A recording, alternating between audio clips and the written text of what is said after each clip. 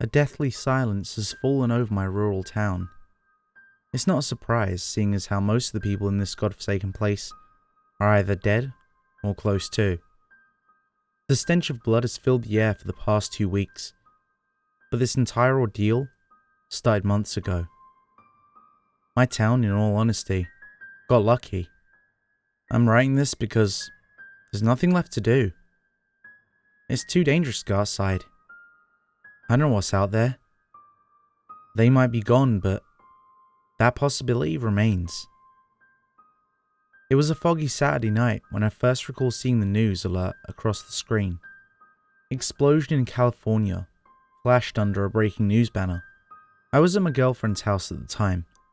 She needed someone to fix a shower faucet, she said. But I think she was just paranoid about some random thing. Her paranoia was kinda cute. When it wasn't directed at me, that is. Anyway, I remember the news reporter as he reported. Remnants of an explosion were found in California today. Nothing seems to be wrong and no one is injured. It wasn't even 4 hours later when the news interrupted a basketball game for another breaking news report. Riots have erupted in California as reports of brutal murders and cannibalism have flooded our news station. The same report from earlier said, I watched as buildings were ablaze. Bodies were strewn across the streets, guts were hanging out, and some were even severed from the bodies. Skin had been ripped off and bones were found chewed up on the sidewalks. Roads were crimson with all the blood that spilled. Jesus Christ, Jacob. What the hell happened? My girlfriend asked. I had no answer. Hell, no one did. What the hell happened in that short amount of time? I didn't know, but I honestly wasn't worried at the time. I live in Maine, which is extremely far away from Cali. If this was an outbreak of some sort, then it'd take some time for it to reach me or my girl. I was wrong. It was later revealed that the explosion took place at a scientific research lab, and one of the scientists had been experimenting with a disease. This disease escaped into the air when the explosion, caused by a chemical mishap, occurred. That's when the outbreak began. It spread quickly into neighboring states like Oregon, Washington, and Nevada. From there, it spread like wildfire. It was first documented in Maine 2 months ago, about 7 months after the outbreak began. The death toll was in the millions and skyrocketing. These beings had evolved in their tactics. If they didn't eat you, they went the chupacabra route and drank your blood. Sometimes they'd just rip you into pieces with their, bare hands. Their hands didn't have skin on them like you and me. If their hands had skin at all, it was likely the skin from their victims that clung to their bones. They didn't even have to touch you to kill you. Some say their breath is so pungent and disgusting that it could kill a horse. I can confirm, as I saw it happen. I remember when they popped up in my town.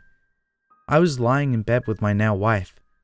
We were doing our favourite thing, other than each other. Talking. The most blood-curdling scream broke our conversation.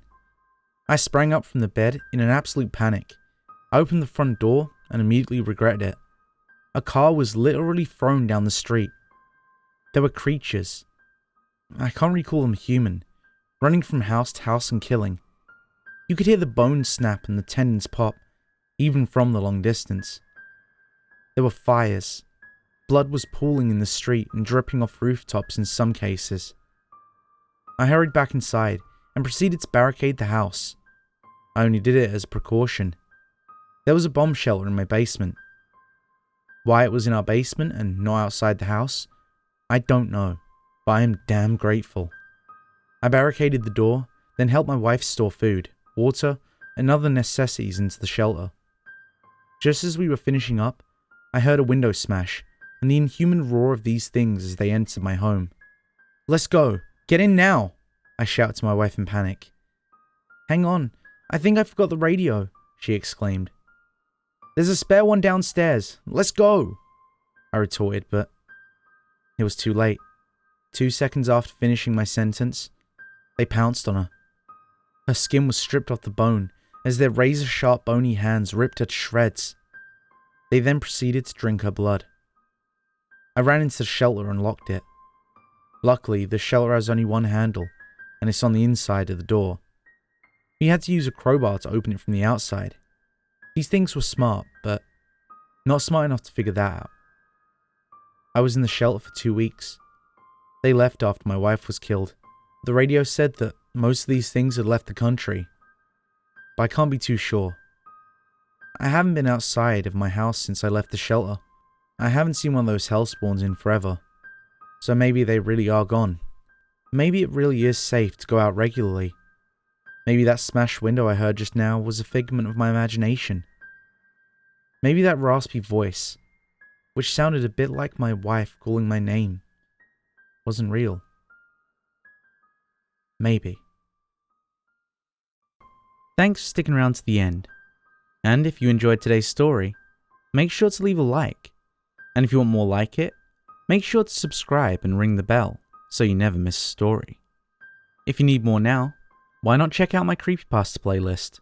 I'll leave that on this card, and I'll catch you in the next story.